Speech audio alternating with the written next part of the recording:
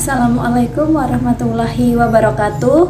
Perkenalkan, nama saya Susi Wijayanti, NPM 19510200459, kelas F, semester 5, Prodi Perbankan Syariah.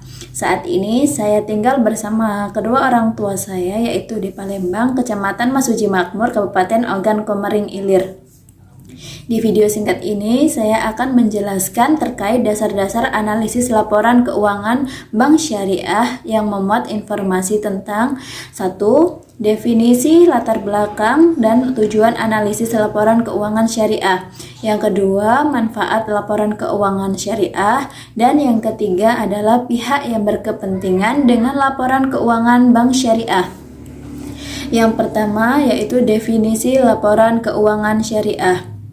Laporan keuangan sendiri memiliki arti yaitu hasil dari proses akuntansi, sedangkan laporan keuangan syariah adalah merupakan cara memperoleh informasi keuangan berdasarkan aturan-aturan dan hukum syariah untuk menghasilkan suatu laporan yang memberikan manfaat untuk pengambilan suatu keputusan. Yang kedua yaitu latar belakang. Hasil dari kegiatan analisis laporan keuangan ini akan memberikan suatu informasi tentang kelemahan dan kekuatan yang dimiliki oleh perusahaan tersebut.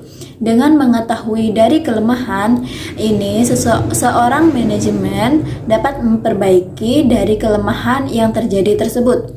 Kemudian dengan kekuatan yang dimiliki perusahaan tersebut harus dapat mempertahankan untuk meningkatkan lagi agar laporan keuangan tersebut dapat dipahami dan dimengerti oleh berbagai pihak yang memerlukan laporan keuangan syariah tersebut.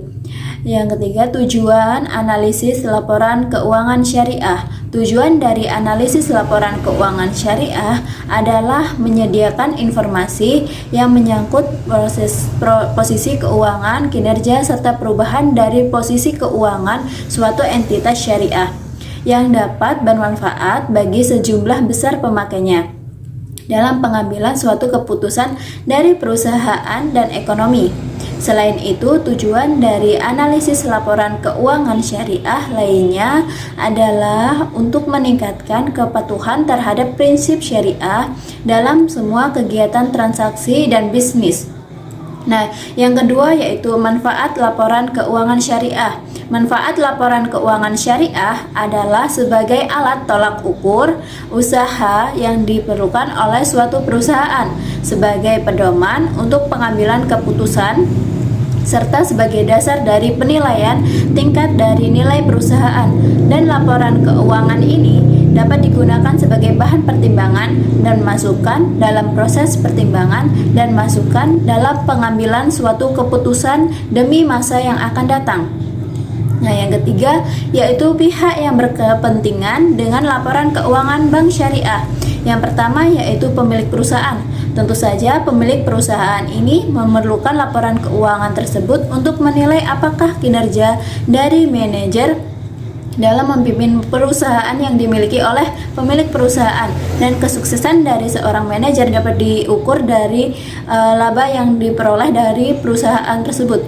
Yang kedua yaitu manajer. Bagi manajer, laporan keuangan dapat digunakan untuk mengukur tingkat biaya dari berbagai kegiatan usaha serta menilai hasil kinerja dari tiap-tiap divisi.